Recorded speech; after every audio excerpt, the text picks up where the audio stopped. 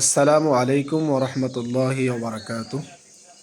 আলহামদুলিল্লাহ, আজ পহেলা শাওয়াল 1446 হিজরি। যে লোক সকল দেখতে পাচ্ছেন এনারা হচ্ছেন 201 গম্বুজ মসজিদ এবং তারই পাশে আরও একটি ছোট মসজিদ রয়েছে। এই দুই মসজিদের ফজরের নামাজের মুসল্লিগণ কবর জিয়ারতের জন্য দাঁড়িয়েছেন।